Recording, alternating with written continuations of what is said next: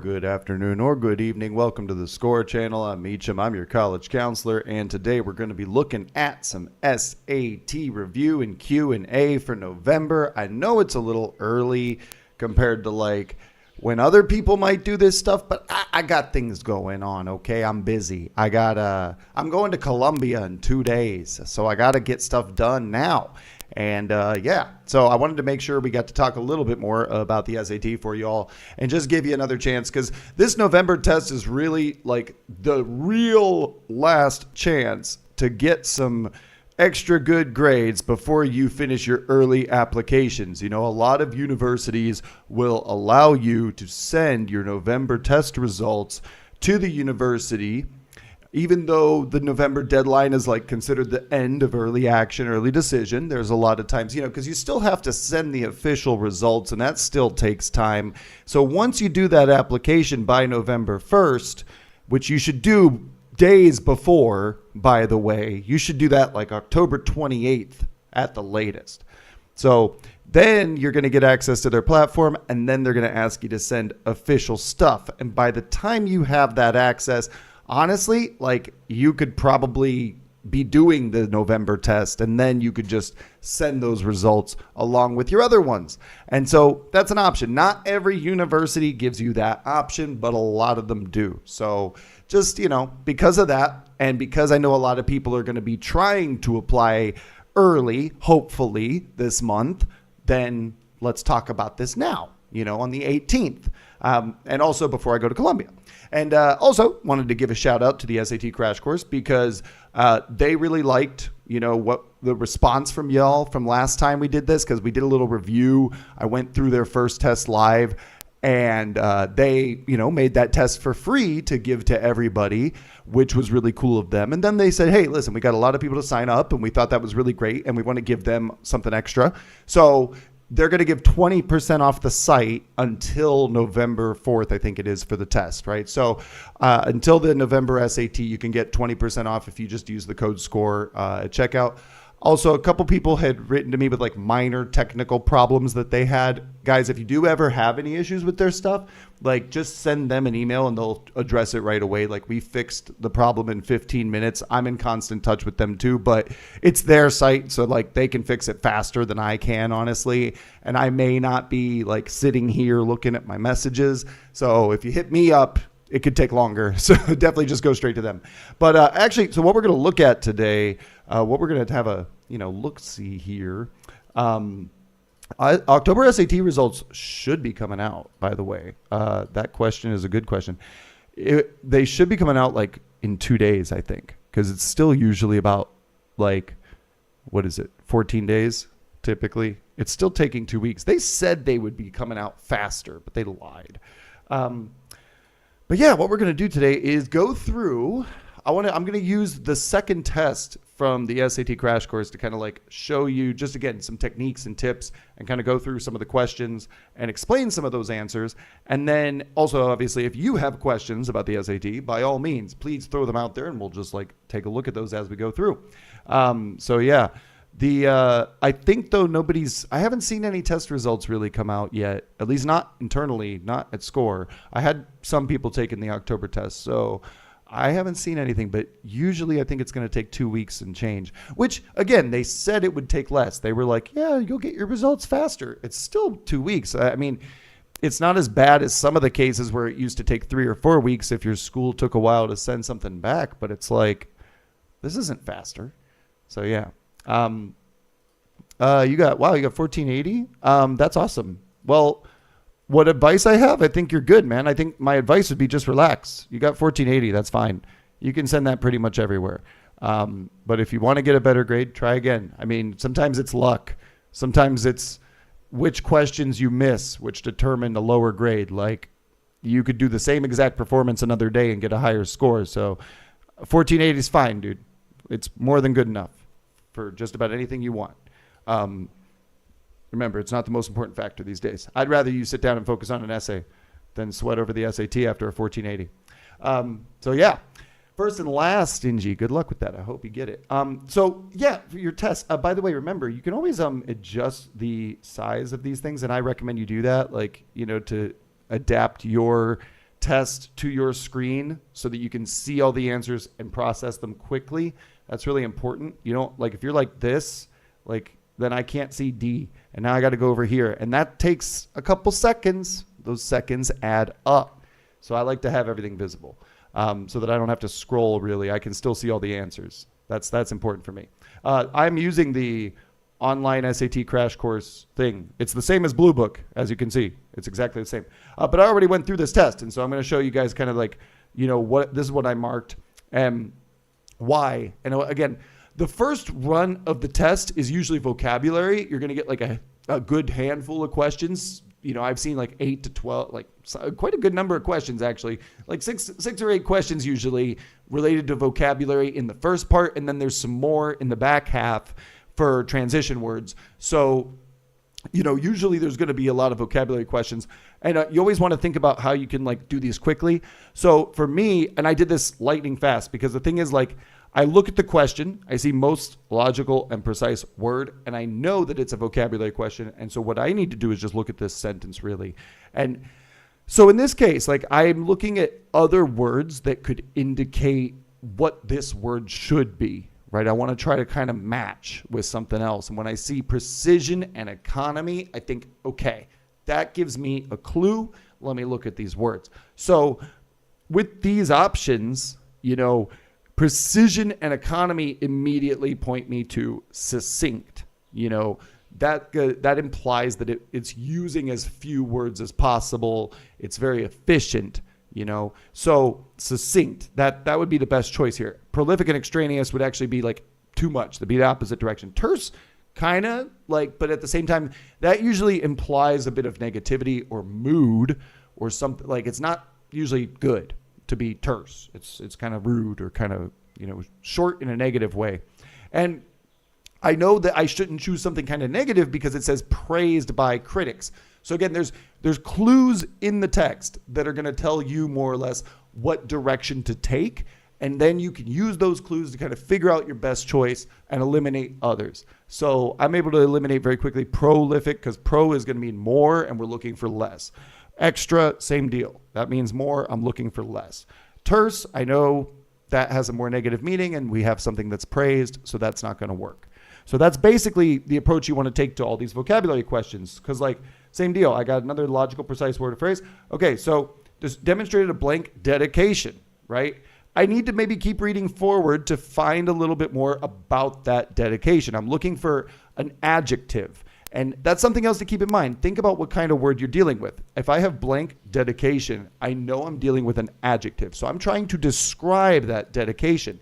And if I want to describe dedication, I need to look then for other words that would help me figure that out. So seeing that the next sentence says his relentless pursuit, I kind of know that I'm looking almost for like a synonym of relentless, because the pursuit is connected to the dedication, right? If you pursue something, you're dedicated to it. So I can look for one that kind of is similar to relentless, like never stopping. And right away, unwavering stands out as a good choice. And so I would mark that and I would move on. Now, in this case, we got a sentence sort of function question. Again, with these ones, I think it's always important that, first of all, you take a good look at the sentence itself. And then you might want to read the sentence before and the sentence after when you deal with those sentence function questions. I don't really need to go all the way up here and read, So like, right, if I start from like here, in a nutshell, machine learning is a method for training computers to recognize patterns in data, make predictions. Okay, cool. All right, so they just explained what machine learning is. But understanding the language of AI is like learning a new foreign language. It requires time, patience, and a willingness. Okay, so they're making like a comparison to help me understand, that first of all, machine learning requires this AI language, and obviously it's tricky. They're trying to let me know that it's kind of difficult and comparing it to something I can maybe understand a little more easily. And then once you've cracked the code, the potential applications are limitless. Okay, so they're just explaining kind of like what is sort of the, they're helping me understand this problem by comparing it to something that I would be more familiar with. And that's exactly what that third option tells me, because it's not telling me why it's complex. It's not about the complex field. It doesn't really, it does say, okay, you got to delve into complexities. Like there is some complexity there, but that's not the whole thing. Like that's only a part of the sentence. And then it's not a detailed explanation of how it works because it's not detailed. It's just a comparison. And so by seeing compares right away, that's the main thing here. That's what I'm looking for. And it doesn't introduce, and you can also rule out some of these things a lot of times by where they are. Like the option that says it introduces is probably not going to be the second to last sentence. Like that just doesn't really make sense. Usually things are going to be introduced at the beginning of a paragraph. So, I could be wrong. They could introduce something new. Sometimes in a scientific text, they could do that. Maybe they're showing like two variables. But most of the time, I can assume that if I'm this far into the text, I don't have to think about that. So I think that's something to keep in mind. Like you should remember that as well. Like these are paragraphs that you're working with. Paragraphs follow a certain structure. They tend to follow certain rules. And if you know that in your mind, it's easy for you to eliminate some choices and then focus your efforts on the choices that have the most likely chance of success, So I could quickly focus on C because it's like, I know this is a comparison. That's the main thing it is. So that's probably going to be my choice. And I know it's not going to be D because of where it is.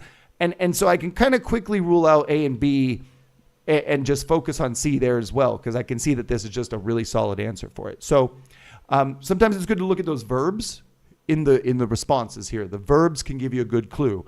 I know it's not explaining. It's also not really providing an explanation. It's not introducing anything here. It's comparing. Compares. Easy peasy. Don't overthink it, We got another one here like this. So third sentence in the text. Now, again, I want to go back a little bit. In 1820, electric eels were first brought to Europe for research, far from their native habitat. Okay, and certain traits evolved can have long-lasting implications, even in alien environments. Okay, so here they're letting me know that like they brought these eels to another place, but some characteristics of animals can still make a big impact further away. And I think they're trying to kind of give me this general statement to help me understand that like something is going to happen. They're setting up something negative that's going to happen, right? They're kind of like foreshadowing something here through this sort of general statement. It's not specifically about the eels, but it's like applying to the eels.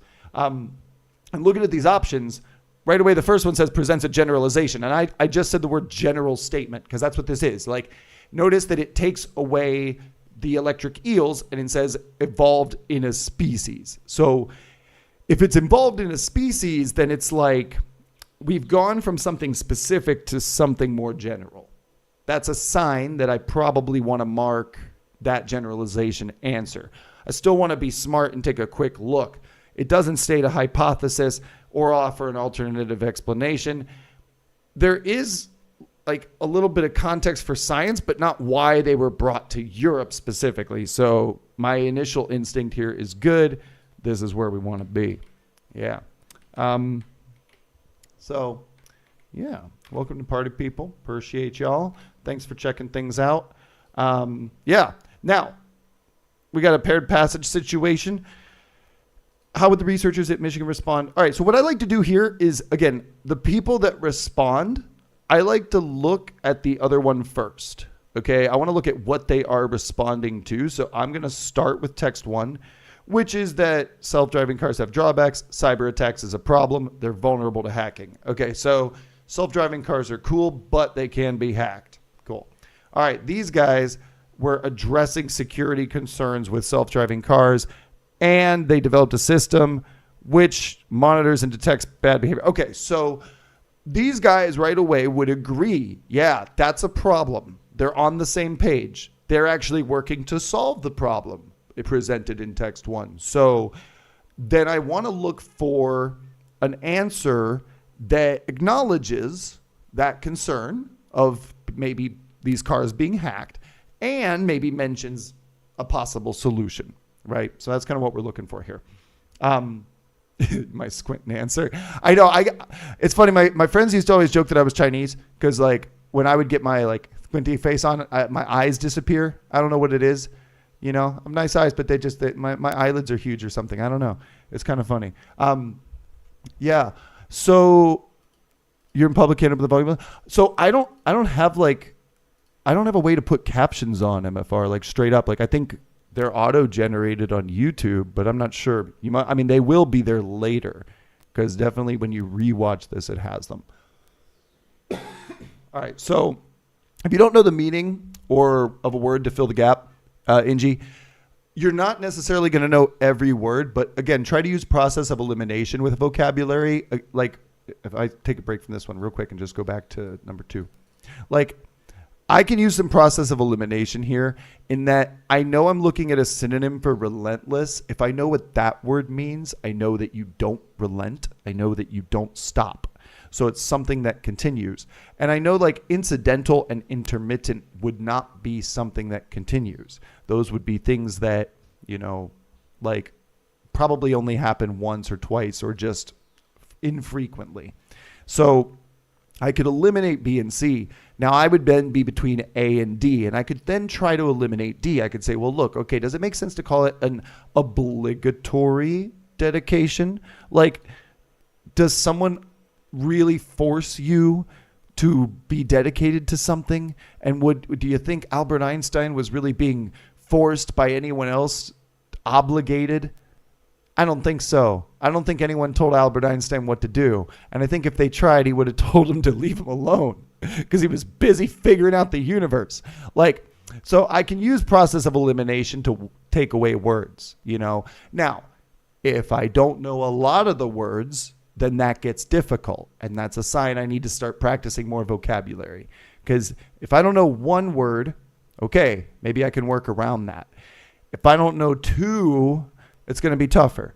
I'm going to have to make some educated guesses. Maybe look at the parts of the words. If I don't know 3 or 4, then I need to start practicing vocabulary hard because I'm not able to resolve the question even with those strategies. Okay. Ideally, you should just identify the word instantly, click it, and move on. Like that would be the best situation. When that happens, it's good. You're doing great. Okay. Which I often can do as a former English teacher and literature professor. And like I spent 4 seconds on it. Like immediately I saw that connection and I just clicked this and moved on. Like I could tell right away that was the closest word to relentless, and that's what I was looking for. So, the faster you can recognize those words, the faster you can move on and resolve other questions. So getting back to this number 5 here, like, why can't you see the D option? Sorry. Yeah. See, again, I got to zoom out for that. I zoomed in, I think, to show people better. And I'm in the way. Maybe I'll move my dude over here. Hang on. Wait, why does it want to move? Come here. Yeah, I could go over here. I'll be in the paragraph instead of in the way of the question, answer responses and stuff. That might be better. Might be more efficient for you all. So these guys acknowledge a problem with self-driving cars. These guys have a solution for it. And so I want to look for an answer that acknowledges that risk. They say the A1 says it's overblown. No, like they clearly cared enough to address it. So that's wrong. That it is a serious concern. That sounds good. That checks out, and that there's measures necessary. That seems like a good answer. At this point, I would be looking to see if maybe there's a more specific answer that addresses exactly how they solve the problem or what they propose to solve the problem. They would recommend that self-driving cars be equipped with manual overrides. That's not what they were proposing. That would be an assumption here that we could make, but that's not the answer. And then be taken off the road. That's too extreme. I don't think they advocated for removing the cars until they could be completely secure. So, yeah, B is the best answer here. All right, some literature. Mary in the Secret Garden. Again, I'm just looking for something about her in this garden. And now, let's see. She found she quite liked being noticed. All right, that's something, I guess. I don't know if that applies to the garden, though.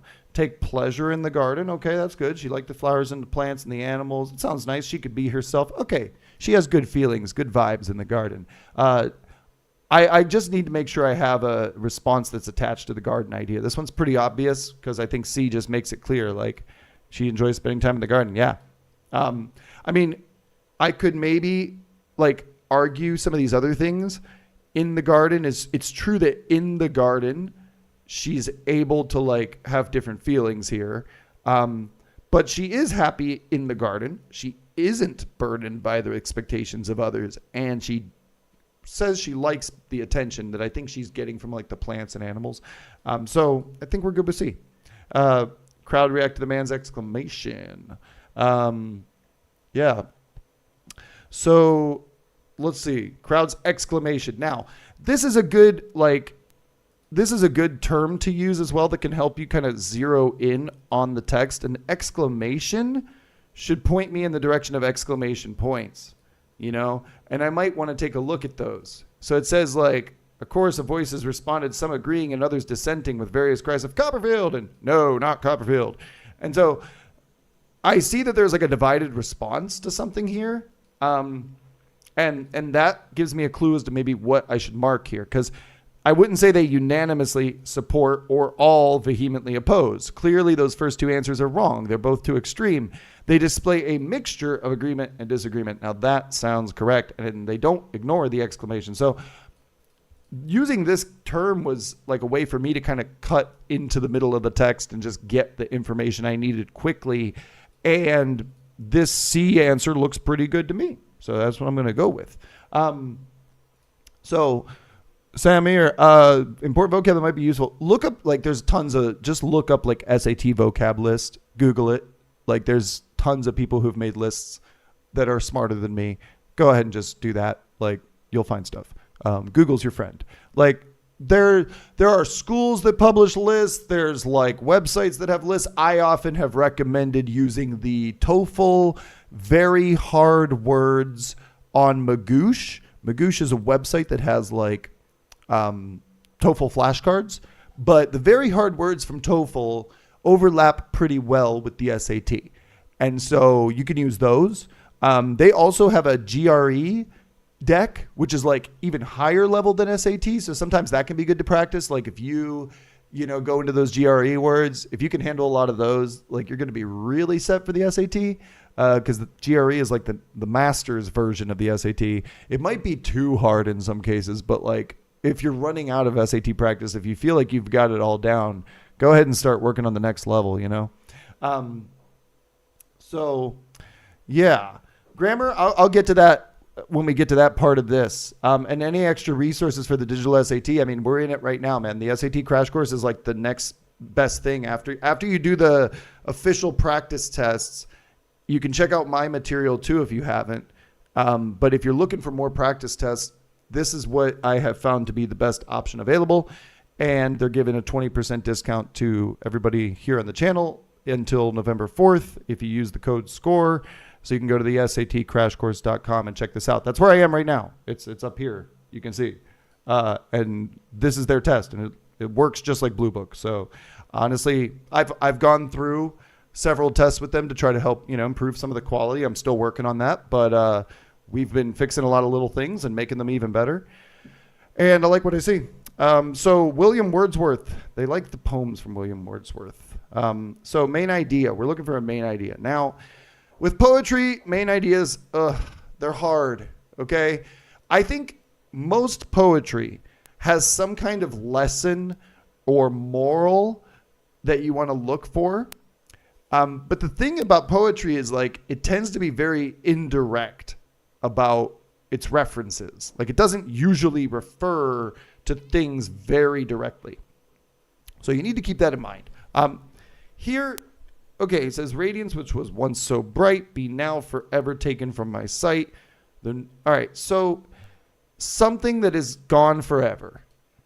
I try to paraphrase the poem. Something that was great is now gone forever. Nothing can bring back the hour of splendor in the grass or glory in the flower. We will grieve not. Okay, so right here, I know the word grieve is usually associated when someone dies, right? It's the grief process. One goes through a process of grief. And so the verb of grieving suggests that this thing that was once so bright that is gone forever is probably a person who died. Like that's my assumption here at this point. Somebody died. And then we'll find strength in what remains behind, the primal sympathy which having been must ever be. So there's something about, like, he's trying to make a statement that there is something that still remains, like, and that will keep us strong. There's something permanent that, like, is always there, even when someone goes away, even when someone dies, there's something permanent, you know? And he does touch a little bit on, like, you know, nature providing some feelings, but the key thing here is, like, we can't go back to the past, but we can, like, appreciate the things that remain from the past, I guess. And, like, there's certain things that are just, you know, still there for us to appreciate. So that's how I interpret this. So mourns the loss of a loved one and yearns for their return. See, I agree with that first part, but not that second part. Like, I don't see this desire for that person to come back. It's more of an accepting this thing and, like, appreciating what's still there. Maybe the memories, maybe, I think it's memories. Like, I think he's trying to say appreciate the memories of a person, maybe. Nature's beauty is transient. No, that's not, it's not really about nature in this case, which is unusual for William Wordsworth. Speaker reminisce about their childhood. No, it's not quite that either. Poem emphasizes an eternal and unchanging nature of human existence. Now, I think the eternal part makes sense here. There's something about, like, a person dying but still leaving something behind. There is something eternal of human existence. And I think that's his point, is, like, there's, you know, your existence isn't just gone when you die. Maybe. I think that's the closest interpretation I can get. So that's how I try to approach these questions. When it's about, like, the main idea of a poem, I need to try to look for that lesson or that moral that he's trying to communicate, and then, like, use some clues, some individual words to try to make sense of things, you know? And it's tricky sometimes to do that. Like, I'll admit, these are tough. Don't spend too much time on these. If you're sitting here, I had to look at this one longer, but, like, if you're sitting here staring at this question for a full minute, move on. Come back later, okay? Mark it for review. You can do that, all right? So, yeah. Can I open a private Zoom meeting if possible? No, I'm not doing that today. To be perfectly honest. Yeah, we're pretty tight on time around here. That's why I'm doing this early. Okay, this one here, these are some big answers. These are some chunky boys. Okay, that zooms out a lot. Hang on, maybe I can scroll this down. All right. So what finding would support their claim? Okay, so we got a lot here. I'm going to focus on the paragraph. I need to know what the claim is, okay? So usually that's going to be towards the end of the paragraph. So I'm going to look there first. It says, propose that roasting hazelnuts can decrease these compounds, improving their nutritional value. Okay, so I need to know what these compounds refer to. So I'll go back. They're praised for something, however, so it must be after that.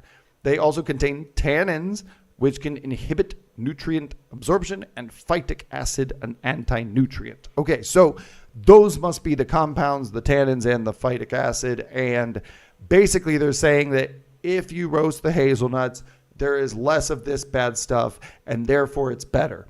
So I just need to find evidence that would suggest that, like, that worked, that they tested these things and that was what happened. So the first one says roasted hazelnuts displayed significantly lower levels of tannins and phytic acid. Okay, that's what I want. And I want to make sure that that actually had the effect that they were hoping for. And it says enhancing their nutritional value. So that's definitely the best answer. That's the one we go through. Bank Star, did I already review November SAT? Well, no, because the November SAT hasn't come out yet. But this is our practice for it. This is our Q&A and review. So, yeah, nobody knows what's going to be on the SAT, so don't waste your time with those videos. But we can talk about how to do things right. So that's the way. And at this point, this answer is so good, it would be a waste of my time to compare the rest, honestly. There's nothing else in there that could possibly beat that answer. Like, that's dead on the nose. Okay, some quantitative stuff. Uses data from the table to illustrate the claim. Again, I need to know what the claim is. So let's see here. Let's look at the last sentence. It says the U.S. Bureau of Labor Statistics reports that IO psychology is still a relatively small field. Okay, so that sounds like the claim. Like, I'm looking that psychology is a small field, IO psychology, whatever that is. I just want to look at the table and see if I can figure out how to like justify that. And what I see here is that IO must be this second group, industrial organizational, because then there's like other and clinical and school. And I see that like, yeah, it is much smaller than the other groups, way smaller. It's a low number. So I probably want to pick something around there, you know, and it says total numbers expected to increase. I wouldn't want to go for the total number of psychologists. I need to stay focused on the IO ones. So A is definitely wrong. All right, there will be about 1,000 more jobs. That is about true, but I don't think I want to focus on the growth. I think I want to focus on the like actual number because it's much smaller than the others. And then C says there were only about 1,600. That seems good because that I would like it if it compared this. It would be nice if it compared to like another number to help contextualize that. But let's see. The total number again. Okay, so again, I don't want total number of psychologists. So I can actually rule out A and D right away. So C is the best answer. Again, I think like if there was another answer that was comparing to like the school psychologist number or giving me a percentage of total psychologists, then I would pick that over this. But given the options that I have, this is okay. So, all right, accurate interpretation of the chart. Okay, now with these ones, I also want to take a look at this sentence that I'm trying to complete here and take a look at the paragraph. So they say here, for example, the last sentence starts with for example. So I actually probably want to go back one more to understand what this would be an example of. A recent study comparing projected revenues with free policies. Costs of these policies aren't largely offset by savings. Okay, so the idea is that these policies do cost money. You don't save more than you have to spend. So like, you know, they're going to point out, I guess, at some point that you will be losing money on this deal. It says in San Francisco, California, fare free transit was projected to save $8.4 million per year. Okay, so I'm expecting a bigger number here. And if I look up at this chart, I know we're talking about now San Francisco, right? So I can ignore the first and the third row. And it says savings 8.4 million. That's exactly what the text just said. So I'm in the right place. But then we see cost. There are like these two other costs that are huge. So I think that's what we're going to use. We're going to use that data. So I just want to look for that information. Okay, create a deficit of 72 million in lost fares. That is, wait, is that true? No, it's not. Because this column is lost fares and it says 112 million. So that number is incorrect. Save an additional 112. No, because that's a loss. That's not a savings. But result in a total increase of 184 million per year in operating costs on top of investments. Okay, I think that's right because this total additional operating cost is 184, which is adding up these two numbers. So I think I want C. Save 70. Yeah, again, there's no more savings. The only savings are in that first column. So it's got to be C. Okay, moving on up. Love it. Yeah. I know if you're not able to see the whole question again, you know, I'm trying to show you as much as I can, but I'm trying to go through the process too. So it's about the process here. Yeah. Now my resources, yeah, hang on. I can send you guys the link to that folder. Give me 1 second. I'll paste it in the chat for you all. Yeah. If you want to go in here, this folder is open for everybody to view. You can just go in there. There's all my materials. Yeah. So Bangstar, good question about essay samples. Most of them look like they were kind of bullied, pushed around, overcame that.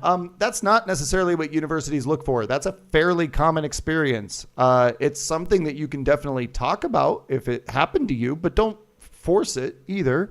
I don't think that is the most significant part of my experience growing up. I was bullied and made fun of quite a bit for being an overweight kid in middle school and high school. That did encourage me to take my health more seriously and like make changes.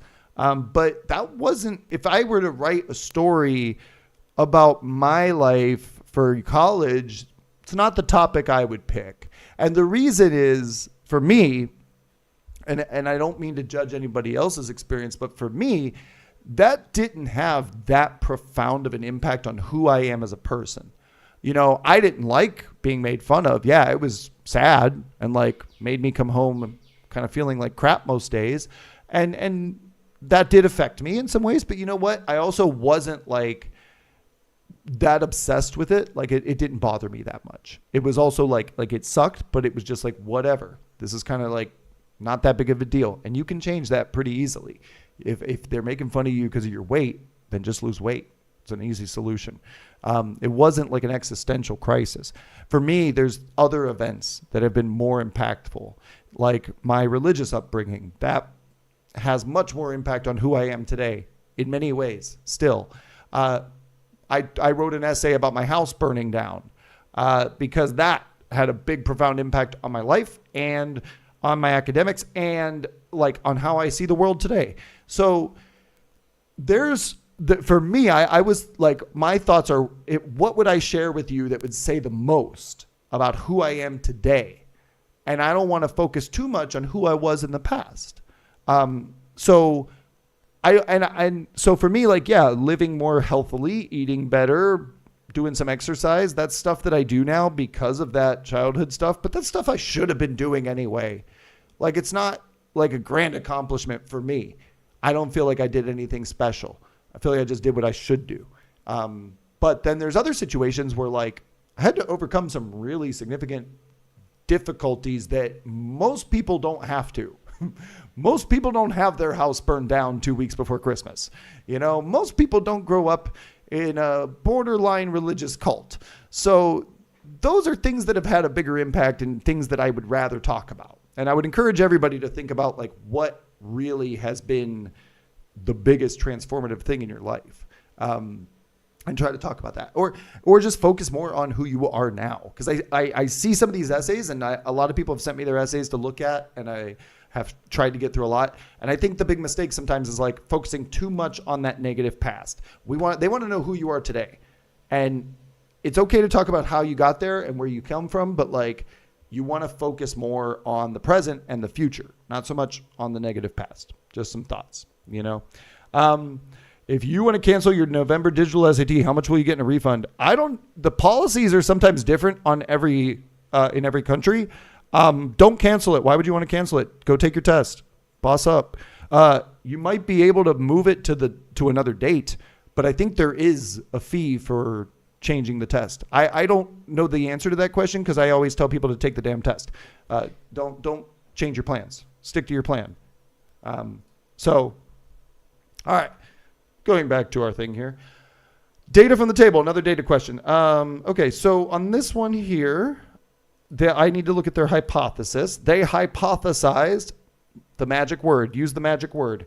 They hypothesized that children of authoritative parents might have less screen time and more physical activity than those of permissive parents. That makes a lot of sense. I just want to look at the data and see if I can see that. And sure enough, yeah, screen time, less. Physical activity, more. Authoritative parents will beat you if you don't go outside and play, like my dad, So, okay, children of both have less than 20. So no, I'm trying to compare these two. I would never choose the option that talks about both if I'm trying to compare based on this hypothesis. Authoritative parents have fewer hours of screen time, more hours. Yeah, I mean, this is true. Is there a better answer that has the data in it? That's the question. And I don't see another one that has that data. So this is exactly what they're trying to say. Again, if I saw another answer that had like the exact numbers, I would probably choose that first. So be careful with that because like you could get enticed by an answer that is correct, but isn't necessarily correct with enough data. In this case, it is the best answer. So I'm going to go with it, but I would be looking for that data. Sub from Turkey. Hi, Turkey. Yeah, I'd like to visit Turkey one day. It's not about a game of sympathy, Changemaker. It's not, forget about sympathy. They're not there to sympathize with you. And if you're looking for sympathy, they're not the kind of people that they don't want you. All right. They're not, it's not a pity party Colleges are not a charity. This is a business. And you want to think like a business person, okay?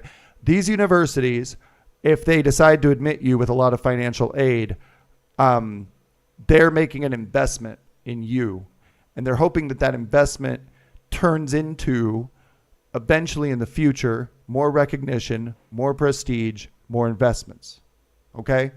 This may sound cynical, but it's facts. Harvard isn't admitting people just out of the goodness of their hearts. If that was the case, they could give full ride scholarships to every single student every single year and still have billions of dollars in the bank. Harvard's endowment is ridiculous. They have more money than some countries. Okay? So they could easily, if it was just a question of like, we just want to help people, we sympathize with your situation, they could totally go ahead and like do that. They could expand the size of the university. They could do more. But they don't. Why not? Because they like that air of prestige. And they want their place to be like Narnia, like some fantasy world far, far away. And because, you know, okay, if they invest in you, then what do? Maybe you do some amazing research at the university under their name. Maybe you get super rich and you become a big donor. Maybe you go back to your country and you help a bunch of people out and they all associate Harvard with that, you know, and those people aspire to get there. And maybe one of them does the other things of donating or researching or becoming somebody important that they can put on their notable alumni website. So that's what this is about. If you're playing the sympathy card, that's not going to work. All right. Don't get me wrong. They can sympathize with like your plight and your condition. But if it feels like you're just looking for that sympathy and you don't actually have much to offer, they want to see what you contribute and they want to try to get an idea of how much you can provide for them later on. All right. They're looking long term. They're thinking long. Okay. So these are facts. Think about it. Yeah, mock to evaluate your level. Newbie, the first test on the SATCrashcourse.com is free. They made it free for everybody here. So if you want to check that out, you could use that as well besides the Blue Book test. They've got a free digital SAT test that I have like reviewed with them to make sure it's all excellent. So you could totally use that. Anyway, yeah, so this graph, all right, this one here, I'm looking at the paragraph here. It says financial benefits of trees exceeded costs. Fort Collins, Colorado, for instance. Okay, so basically I'm looking at an example where trees produced more economically than they cost. And it specifically asks about Fort Collins. And I see here that the costs were around 30 something and the benefits were about 70. So yeah, that checks out. And I just want to find the example or that choice that says that. And sure enough, over here, it says 32 in cost per tree, but each one produced about 70 in benefits. That seems like an excellent answer. It uses numbers. It's exactly right. I don't see any other choice that would work for Fort Collins, Colorado, so we're moving on. Logically completes a text. Let's go. Okay. So coastal wetlands can absorb and store large amounts of carbon dioxide, contributing to climate change mitigation efforts. Therefore, it is crucial that. Okay. So coastal wetlands seem like a good thing, and I would want to make sure that nothing bad happens to them. Let's take a look at these choices. Coastal development is focused on constructing artificial barriers to... Okay, so protect shorelines. Like, I don't know that this is about the same thing. In fact, if I go back to the first sentence, it says coastal wetlands play a critical role in protecting shorelines. So the coastal wetlands do that job. I don't think that I necessarily need artificial barriers for that.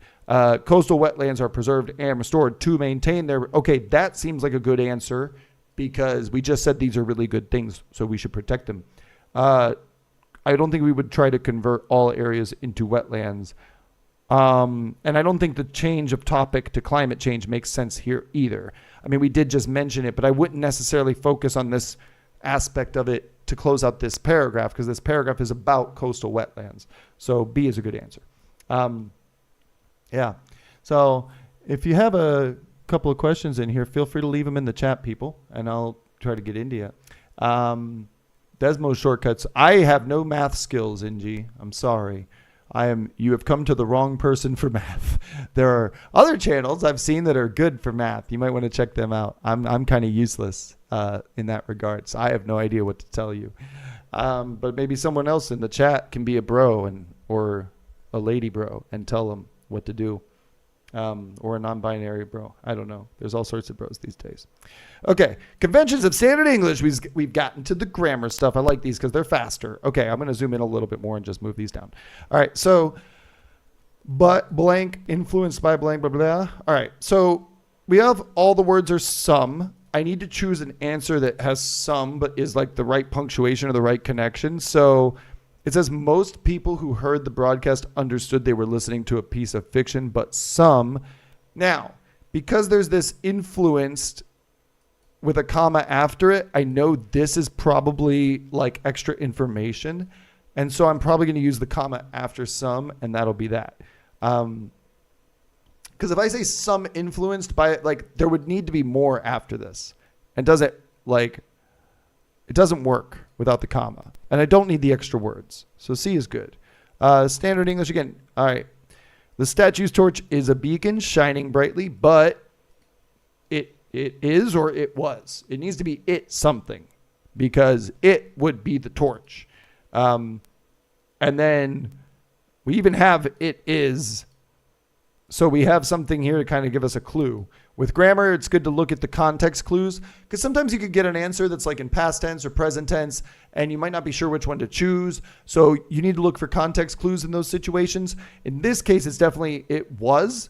I don't have a present tense option, so that's good. It's not it's without the apostrophe. That would be possessive. So just process of elimination says it was, but it makes sense. It was not originally gold as it is today. Perfect.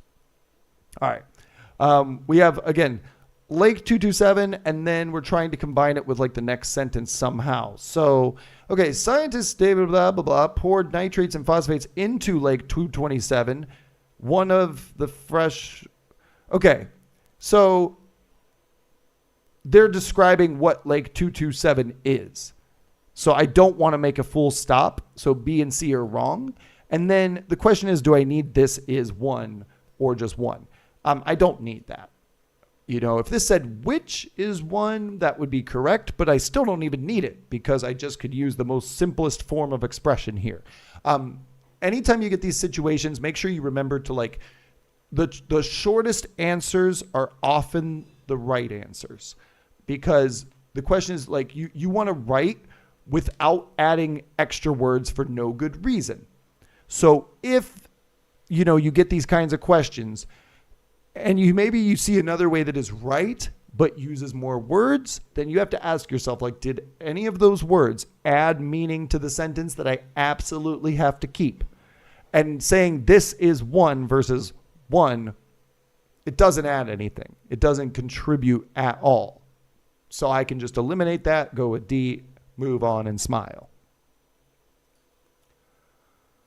Let me take a look at some of these questions y'all got here. Let me see. How are you using AI to remove legal code literacy? I have no idea what you're asking about there, brother. I have doubt regarding the boundaries questions, linking clause. The question does dependent clause always follow? So dependent clauses do not always follow the independent clauses. Like a lot of times the dependent clause goes first. If I start with like a word like when or while or although, like essentially I'm making a dependent clause with that. Like if I say when, you know, when we go out to eat, like I'm making an independent clause by adding the word when, or sorry, a dependent clause by adding the word when. So the dependent clause can definitely come first. It doesn't necessarily have to be after. It just depends on how you put the words out there. What's up, Nepal? And also Kyrgyzstan. Holler at y'all. Love to see it. And then, yeah, 1470 on SAT. Should you go optional? Give that score in Princeton. I mean, honestly, 1470 is great. You can send a 1470 wherever you want. Truthfully, you really can. Like, it's up to you at that point. I would probably send it, to be honest. I think that's a great score. And like, are there higher average scores at those universities? Yeah, but a lot of those people don't get in anyway. It's not like that is required. Just because everybody else is doing it doesn't mean you have to too. Like they don't care that much about it. So you can send a 1470 and it's going to look great. Like you don't, I honestly tell people anything over 1400, you can send it wherever you want. Okay. And don't worry about it. Like I've had people get admitted to Ivy League schools with 1400 SATs. Okay. Like you don't have to send a 15 something to be impressive. Okay. So just relax and send your test. If you got more than 1400, you're fine. So, all right, let me see here. Okay, that's interesting, Suleiman. Your connected net. All right, that's cool. A little legal bot. That's interesting. I'm not sure how we can use that, but that sounds cool. I think that's a neat project. You should share that on your application for sure. So I think that's interesting. And yeah, you probably could get a lot of people to use that if it works well.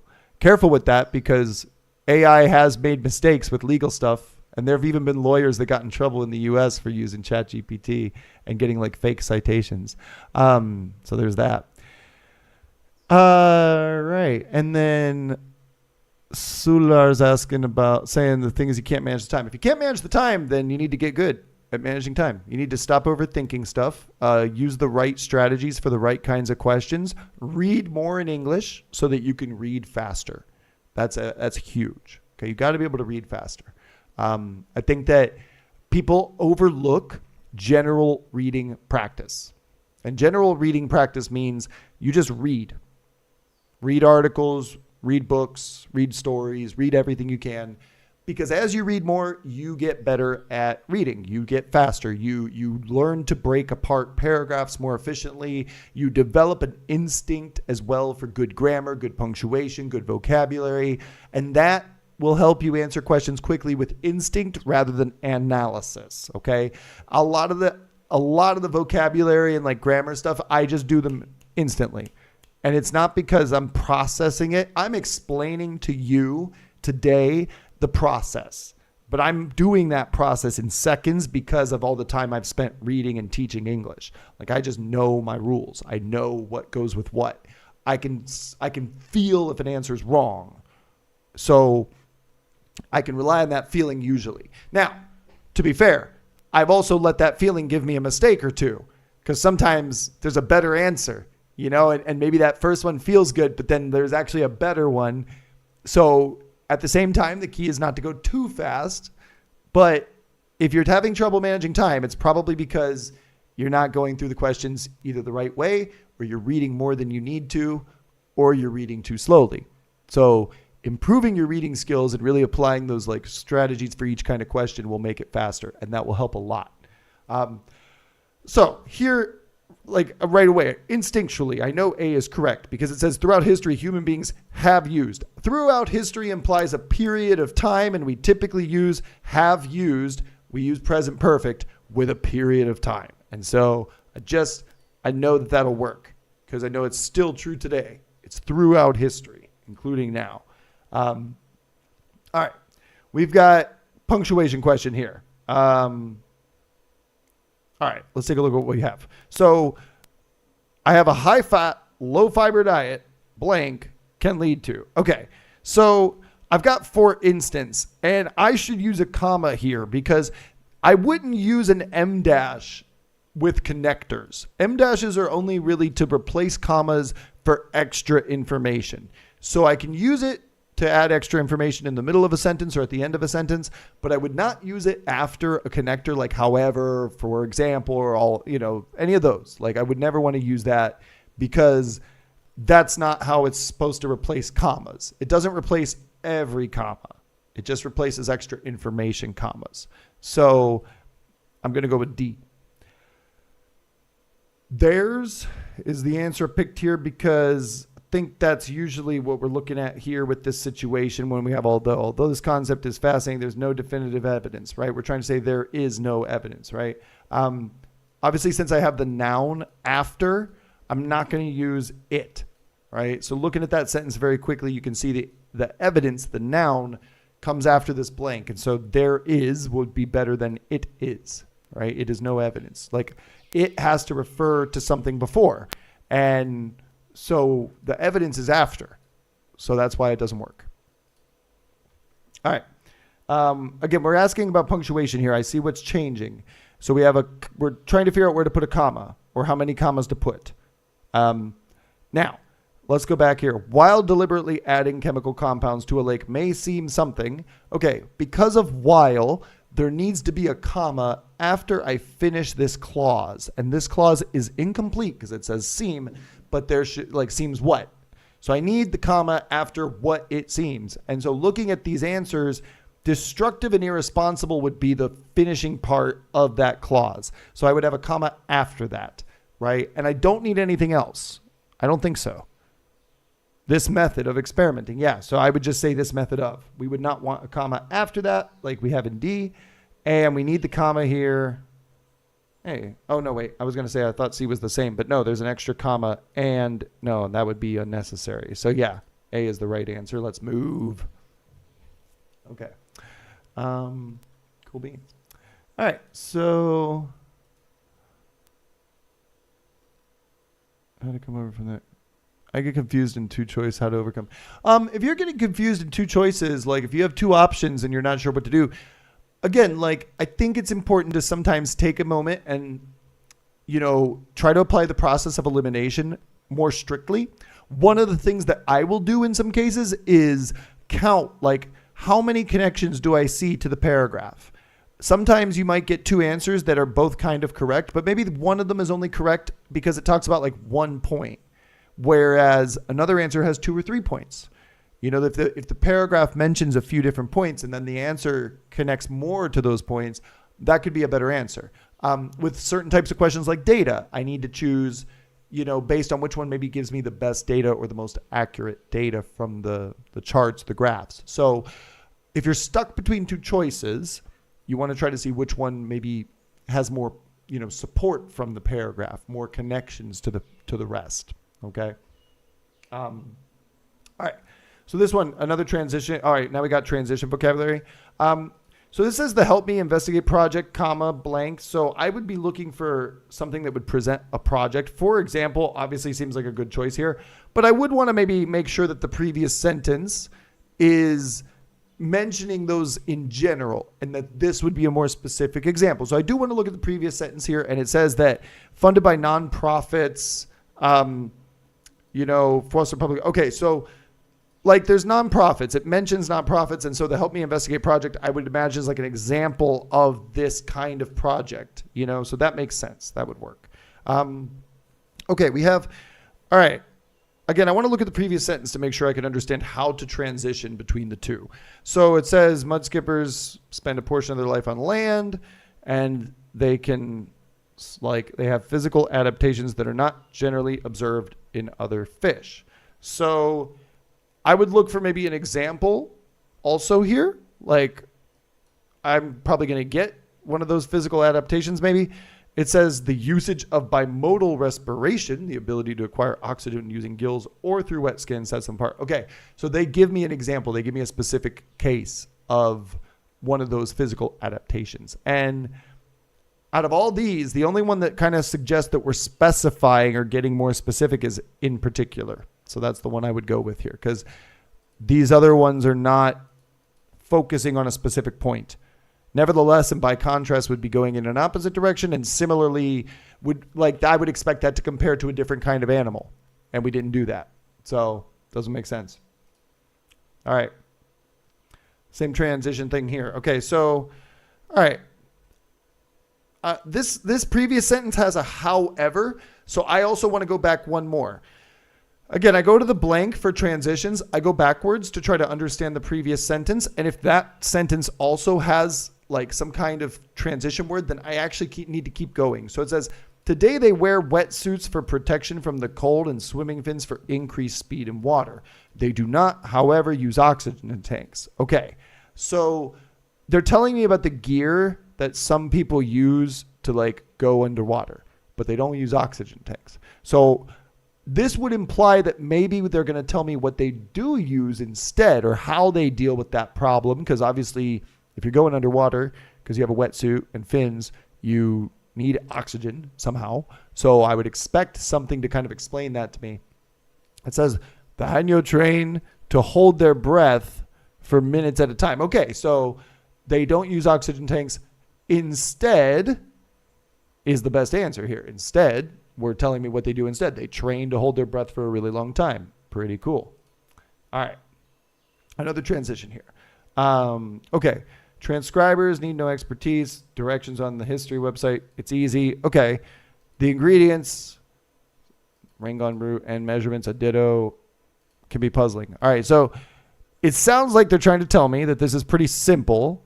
It says it's easy. And then on the other hand, it says can be puzzling. So we have kind of two opposites, like a however could go in here. On the other hand, I actually just said that would actually work better. So that would work just fine. Like I would use on the other hand. I need something that kind of goes in the opposite direction here.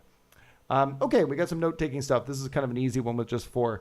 Again, I just want to focus on the key terms, highlight the size and biodiversity of the Amazon. So I'm just going to look for the answer that gives me the most information about those two aspects, size and biodiversity. A covers the size, but nothing about biodiversity. B talks about trees and says it's large. I mean, that's kind of okay. C says that it talks about biodiversity and has trees again, but it doesn't talk about the size. D says it's the world's largest, spans 9 countries, covers 5.5 million square kilometers, and is home to a wide variety. All right, that one's the best. It's actually using like data and information from the notes because I can see those numbers over here. So we'll go with that. And then, all right, Tigris and Euphrates rivers. I'm looking for a difference between the Tigris and Euphrates. Simple as that. Where do I see a difference?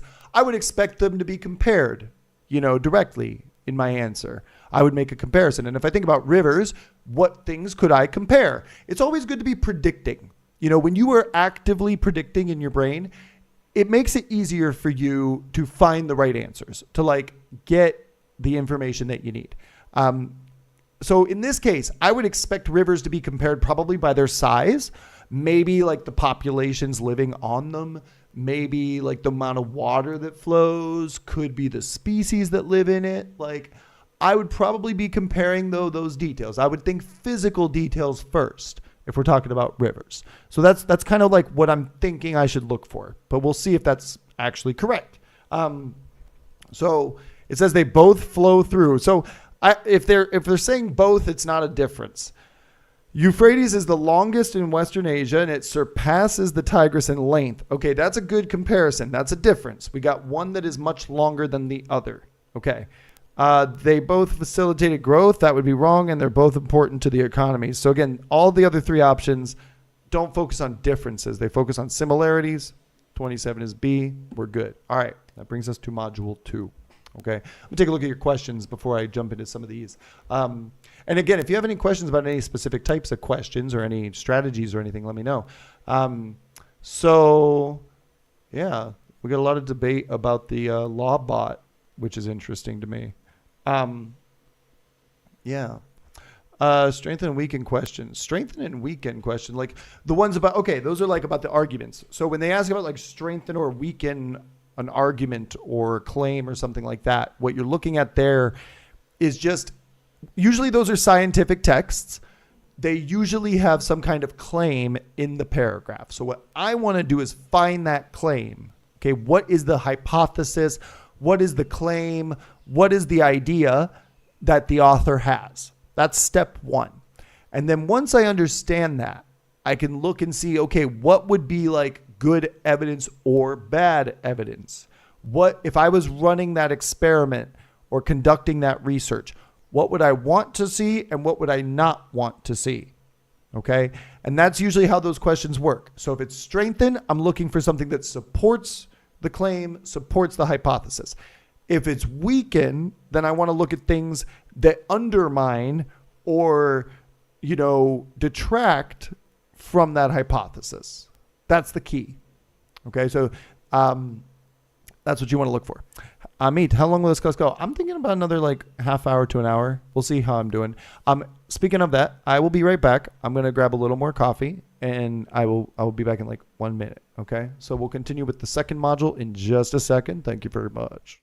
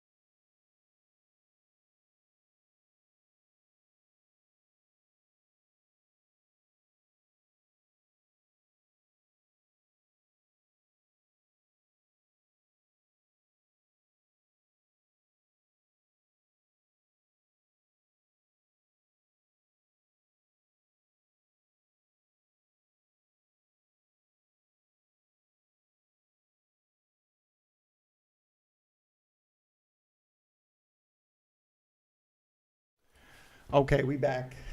All right, we're doing module 2. We're going to jump into it. Let's go. Okay, let me see what you got. A couple other questions here. All right, so wondering if it's not worth it to take the risk to play. Oh, yeah, I'm not a fan of restrictive early actions, personally. I don't agree with them. I mean, it's like an early decision, but worse, because I can't apply early at other places. Personally, I disagree with those policies. And because I disagree with them personally, I would encourage people just not to do them.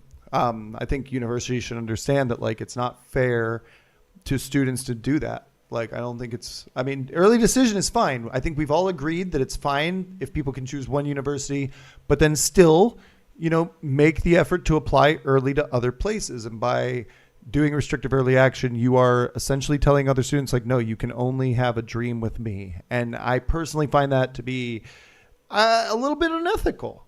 I disagree with that approach. I don't think it's fair to force people to make those tough decisions, especially knowing that, like, your chances of getting in are better in general when you apply early action at other places. And when you're applying to places like that, your chances are always low. And so, like, if it were, a state school or something, I would look at it way differently. It would be like, okay, this is helpful for the state school. You're probably going to get in. They could help, manage their numbers better. But it's like, you don't have to do that, Stanford and, and Harvard. They don't have to. But yeah, so anyway, I don't know. It's up to you how you feel about it. All right. So module 2 here, again, we start out with some vocabulary, and again, now this one is tough because I don't have a ton of context here, but I want to try to get, like, again, an idea of what answers could work here.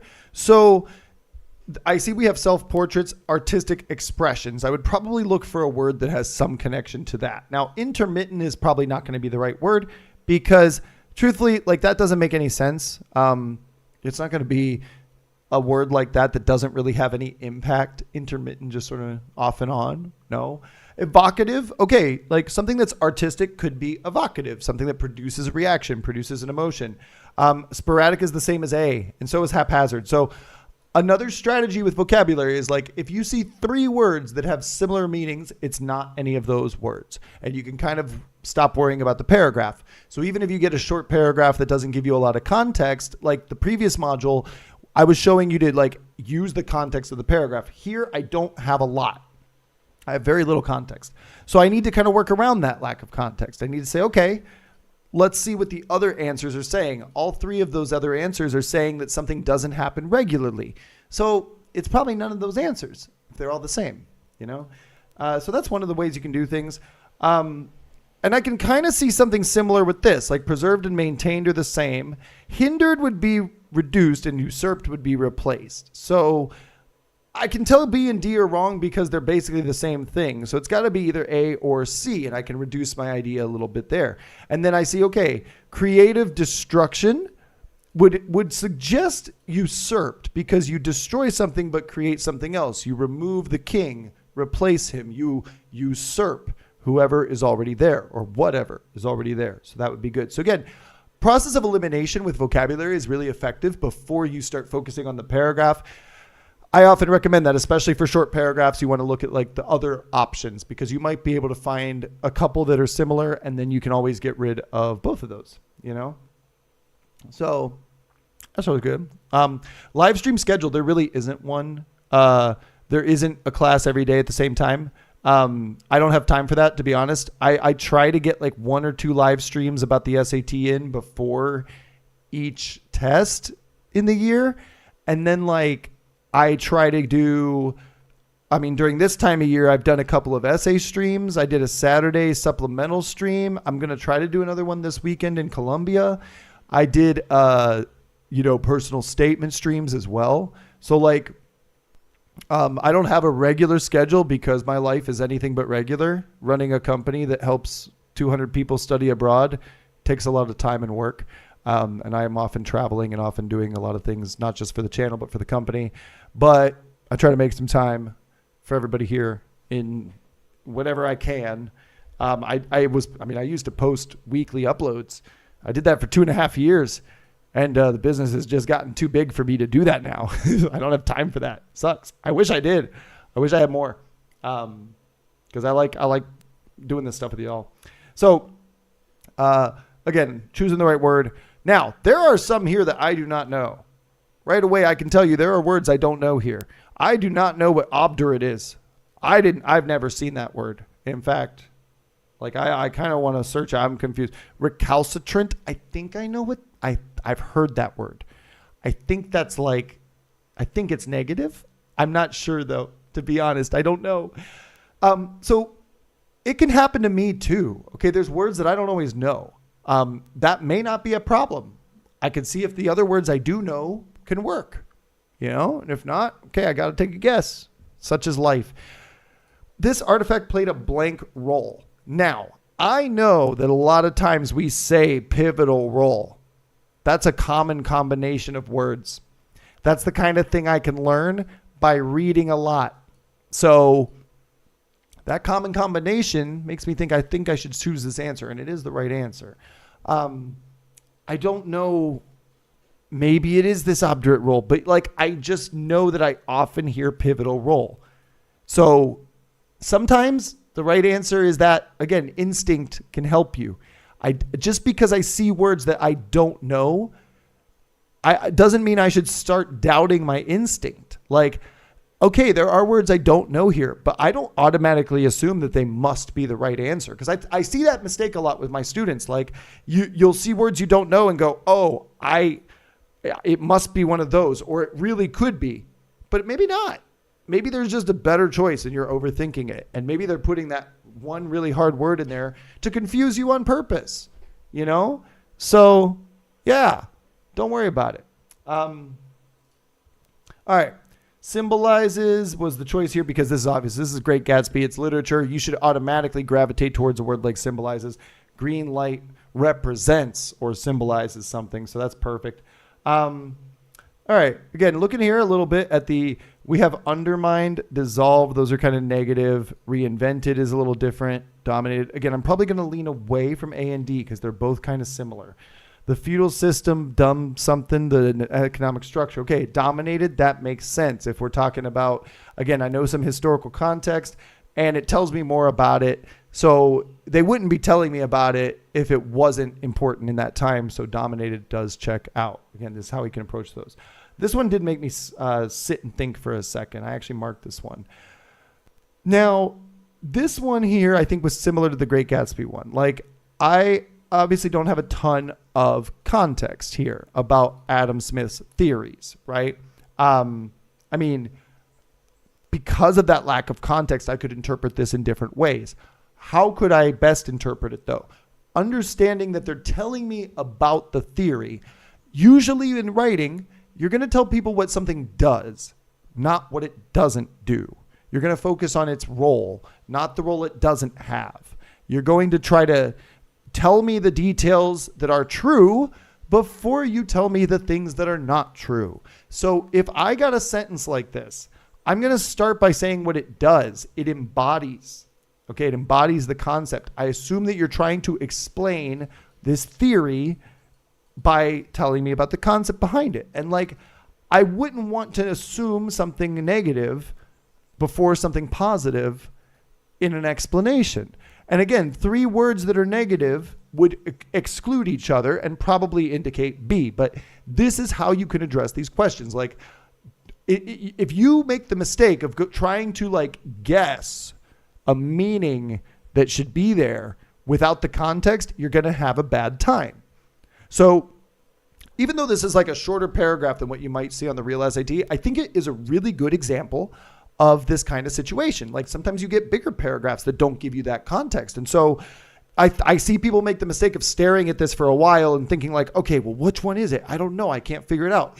But then it's like, okay, just apply general writing rules. General writing rules tell you to say true things before false things. Explain facts before you explain the absence of stuff. Like use positive verbs before negative verbs. Like that's just generally good writing. So I can lean towards B, or I could use process of elimination between the other three. There's a few ways to resolve these kinds of situations where you may not have context, okay?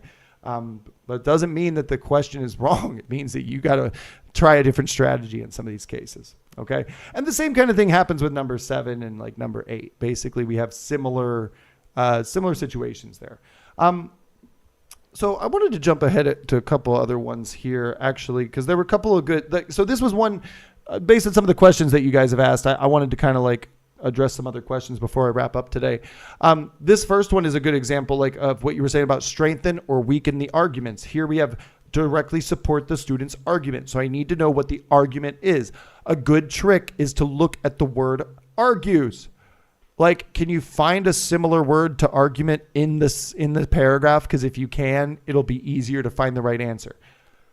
A student argues that the findings have significant implications for the ecology. If coral reefs to continue to decline, it could lead to a substantial loss of marine diversity. Okay, so basically, if coral reefs go away, it's bad. There's a loss of biodiversity. It negatively impacts the marine ecosystem. So I just need to look for an observation that would show this. So I don't need something that just talks about how important coral reefs are. I need to talk about the effect of their decline. Satellite imagery shows an increase in coral bleaching. Okay, I mean, that would be bad. That would be bad because that would be evidence of the decline of reefs. But again, what they're focusing on here is the implications if they decline. So I'm not looking for evidence about the decline. We're assuming already that is happening. That if statement shows that it's an assumption. So I don't need to look for the evidence of the decline specifically. I want to look at the evidence of the effects, of the implications, of the consequences.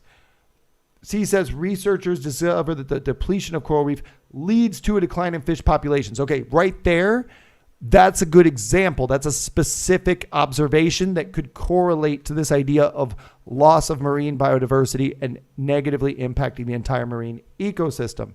That would be the best answer.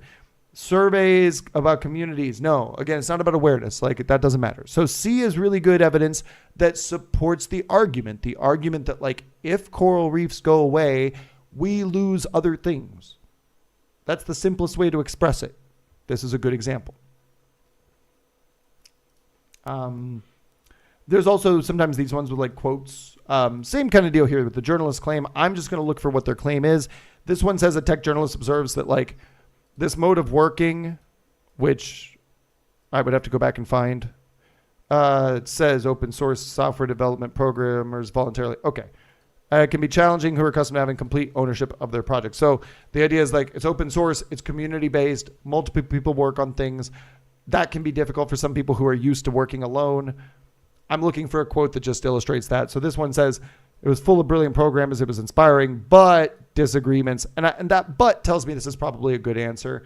Disagreements over the direction of the project led to its dissolution. Bingo. That's all I need right there. So again, we have more examples of these support the hypothesis questions and support the claims questions. And I think these are the ones that often make it difficult for people. So again, I need to know what the hypothesis is. Scientists proposed, there's my hypothesis, that a decrease in Arctic foxes led to an increase in the population of snowy owls. Okay, so less foxes equals more owls.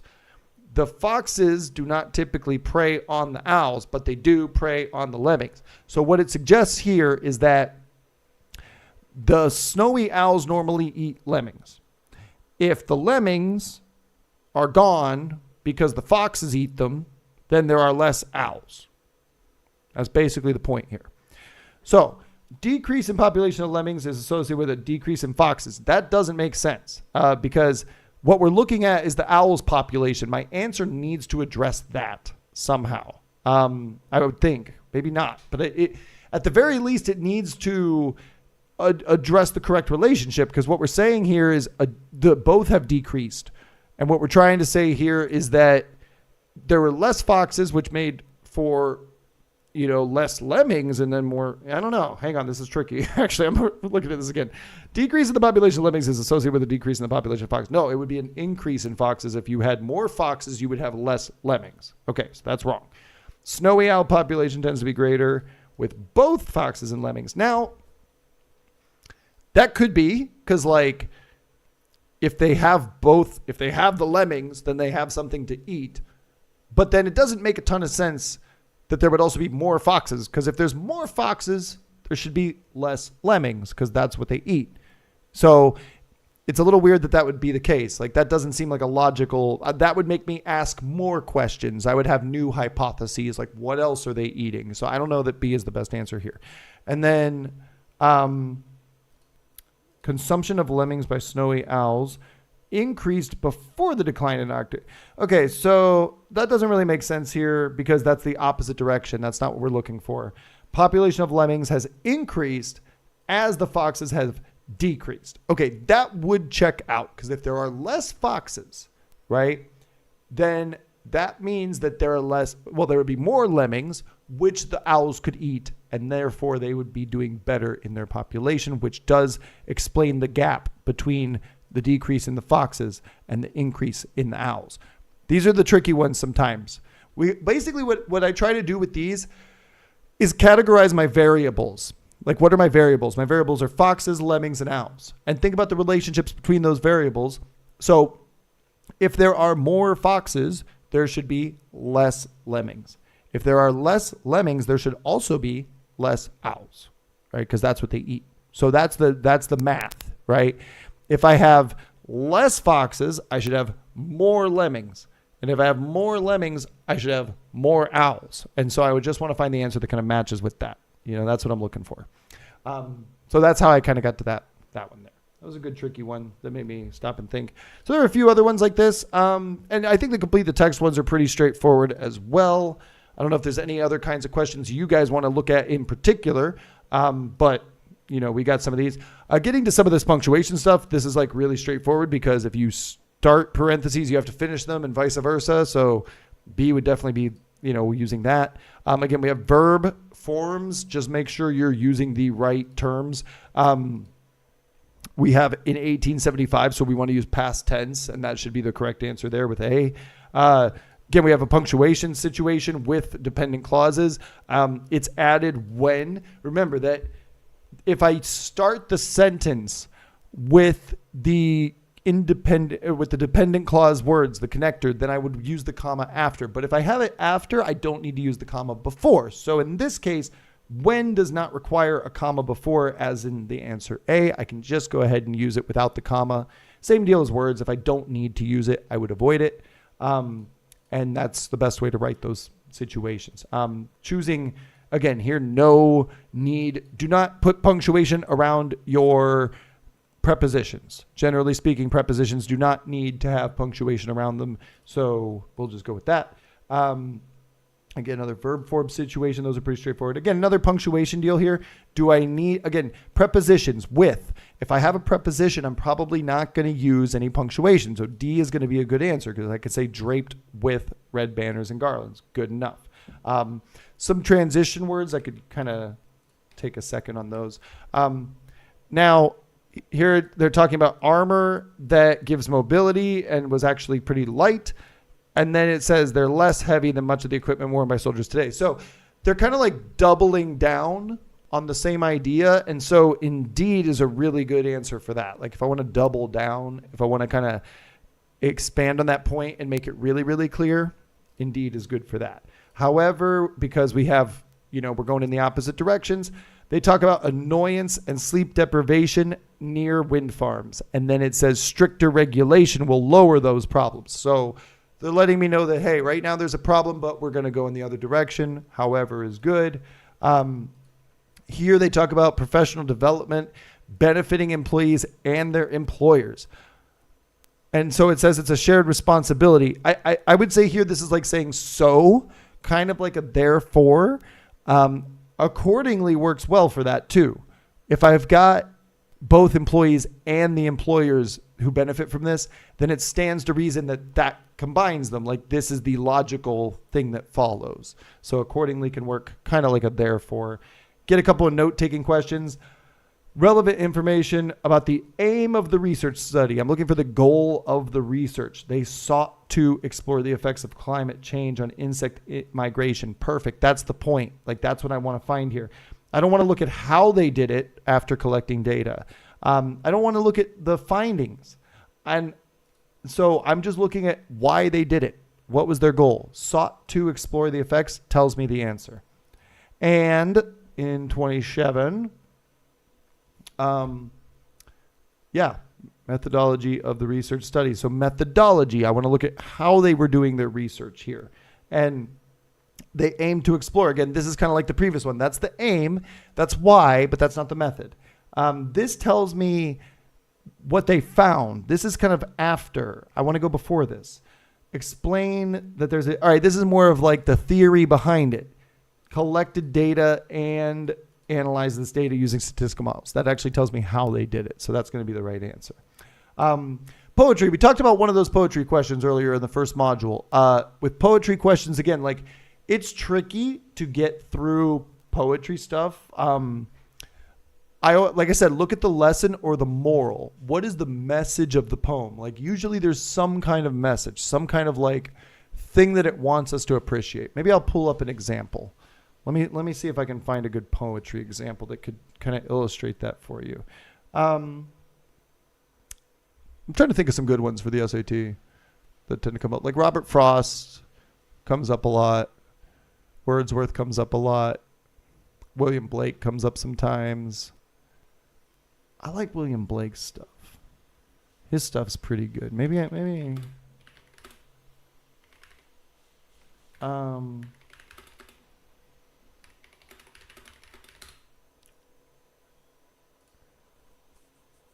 Hang on. Let me see if I can find one from William Blake, because Willie Blake is pretty good. And maybe a site like this would be beneficial for you all, actually, because you could use this. Yeah, let me show you this. Okay, I'm gonna close this. Lit charts, for those who do not know, I'm gonna go over here for a second. Lit charts is great. They have really good explanations, and like some of this in like more regular English. It could be good for you to practice with this site. Like, I used to use this a lot when I taught poetry in school, because I used to teach English literature. So like one of the things I would do is like try to explain to people, okay, here's how you can understand poetry, and like look at these examples and try to put things in your own words. So this is from Wordsworth, actually, not Blake. I got confused. Wrong William. So there's a message in this poem. There's like a thing he's trying to say, or something that he's trying to persuade you to believe. And he says the world is too much with us, right? He says getting and spending, we lay waste our powers. Little we see in nature that is ours. So he's making his point really clear from the beginning of the poem, not even at the end. Like, he's telling you right away. His message is really clear, I think. Like, he's saying the world is too much with us. We are too much for this world. Like, we're a problem. He was like the first dude to be like, humanity sucks. Late and soon, getting and spending. What is that? What is getting and spending? Think about that in your life. Getting like the new PlayStation and spending all your money on it. Like, buying and selling, working all day. Like, these are the things that he's criticizing, right? Materialism. We lay waste our powers. There are better things we could be doing, right? Little we see in nature that is ours. So clearly we've gotten away from nature. Like, he's lamenting the fact that we've become a more urbanized, materialistic society because we're more focused on buying and things, and we are away from nature, and that has a detrimental impact on us and the planet, according to him. So like, that's what he's trying to say. And all I'm doing is trying to paraphrase, to try to put that in my own words. And if you look at what they say here, like, this is exactly the point. The material world, our city, jobs, obligations, controls our lives. We're rushing from one thing to the next. We earn money just to spend it. And we've lost a part of our humanity as a result, right? We've given our hearts away. We've given away our emotions. Like, this is a really good way for you to practice poetry, looking at these explanations. Like, understand that a lot of times the messages are not that complex. Most of the time they're pretty clear messages, but the way they're written is very abstract. The way they're written can be difficult to process. So try to, like, try to break it down to understand what you can. There are things that you do not need to worry about too much. Like here he has 3 lines that kind of talk about nature and stuff. This isn't something that I need to worry about too much. His main point is in these first 4 lines, right? And then he goes back to that idea that we're like out of tune and, you know, we're not appreciating the things we should be. That's it. You know, there's not a lot of room in a poem to get like more ideas. The ideas are usually simple in and of themselves, but understanding those ideas can be tricky. So that's what I would suggest here with this, you know. So yeah. All right.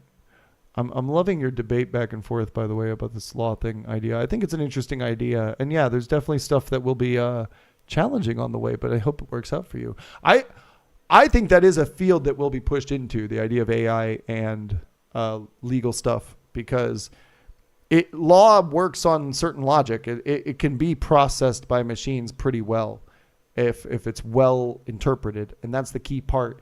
Now, the other thing, though, is like, is it well written? For me, because like language processing requires good language input, garbage in, garbage out. If you got bad language input, if the writers of the laws didn't do a good enough job, then I could see there being gray areas where it doesn't know how to interpret things. Like that's an issue. Sometimes the law is broken. And if that's the case, then your AI bot is going to have issues. But yeah, anyway, that's all the time I've got for today. It's been a lot of fun. Appreciate everybody here. Just so you know, as a reminder, like if you're interested in checking out some more SAT practice material, the SAT Crash Course has been sponsoring the channel for the last month or so. Been really cool working with them. They've doubled the discount, so you can get 20% off anything on their site. Just use the code SCORE when you do it. And there's still a free practice test available, so you can use practice test 1. You know, they're going to have this 20% off deal until the November test. So if you're looking to get some more practice in before that last opportunity to send a grade for your early applications, like this is the way to go. Really like working with these guys. They've been super responsive, super flexible with me. And I like the material that they've been putting out there. And I wanted to go through some stuff that maybe you haven't seen. I didn't want to spoil a blue book test, for example, for people. I wanted to go through some things that maybe would be new for you, so you could see some new kinds of questions and kind of review for this SAT. And they were gracious enough to let me have that test too, because I said, hey, I know you're already giving away number 1 for free. Would you mind if I use test 2 for this? And they said it was cool. So big shout out to them. SAT Crash Course guys are really awesome, and they've been doing really good stuff. And I appreciate all of you for checking this out. Thanks so much for your, participation in the comments, for being here in the chat.